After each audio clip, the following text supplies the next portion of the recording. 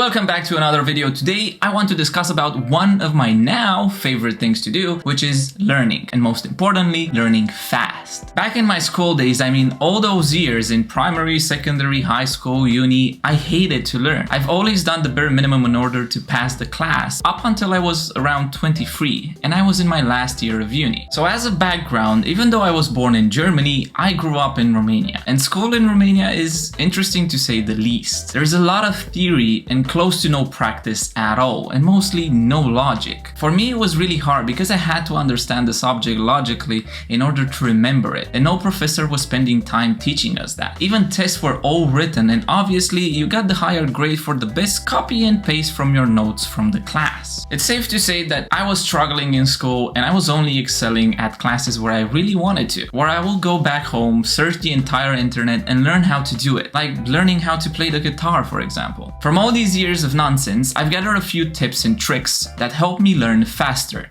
not only for exam but also for business meetings, playing an instrument, learning design, and how to code and so on. So I will share this with you today. The first thing and super important aspect is to prepare before starting to learn. This can save you a ton of time because you have a structure. You know what you have to do in order to reach the end result, which is knowledge and mastering the subject. So for example, let's say you want to learn UX UI design. This channel is close to the subject, so why not? Before you start to actually design in some software, you have to do a bit of research to see what a designer actually does. Afterwards, you create a simple structure. Either you write it down or you simply type it in a document. Create a schedule and a plan for everything you need to learn for this subject. You can start with the theory first, with examples, and then try to move on to the practice. This means that every single time you sit down and dedicate those 2 hours a week to learn design, you know exactly what to do and not waste another hour or so figuring it out. It's extremely inefficient, and sometimes it even stops you from learning because you will think that it's such a hard work to do. Moving on to focus, I always say work hard, not smart.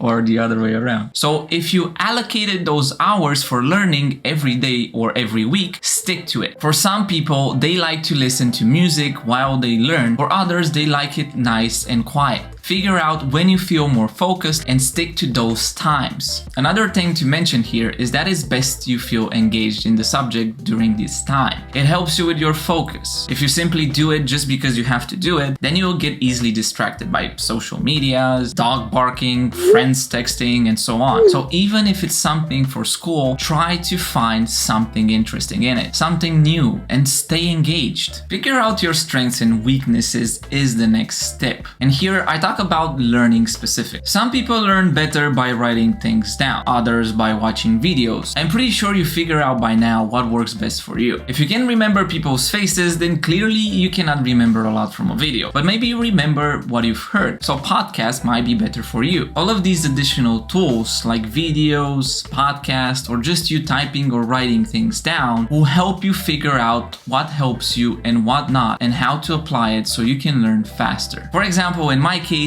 I learn by drawing or watching videos. You can explain to me the most mind-bending abstract concept that you can think of. If I find a way to draw it or visualize it, I will remember it. That's why I'm a huge fan of Kurzgesagt. If you haven't checked their channel yet and you are interested in science and all sort of like scientific stuff, I will highly suggest you to check it out. The next one, and the most important on my list, is logic. Now, I've already discussed about how much this helps me out, but I believe that it can help everyone. Most people should be asking themselves, but why? And no, the best answer to this is not because you have to. We used to ask this a lot as kids. Why is the sky blue? Why is the bird flying? And so on. I have no idea why some people just stopped doing this, but a lot of people do stuff just because they have to, and they don't know the logic behind it. Logic opens minds and helps us retain things inside our head just because it makes sense. I encourage everyone to ask questions all the time until they fully understand the matter. And thankfully, we live in a world where Google can answer most of our whys. For the other ones, you have plenty of books and even family members or friends that can help out. After you prepared, focused, learned, and also applied some logic while you're learning, what better way to see if you've learned or not than a recap or just to test yourself? This is the next step on my list. You will be surprised surprised how much it means for you to recap. Even for just one more time before a meeting or a test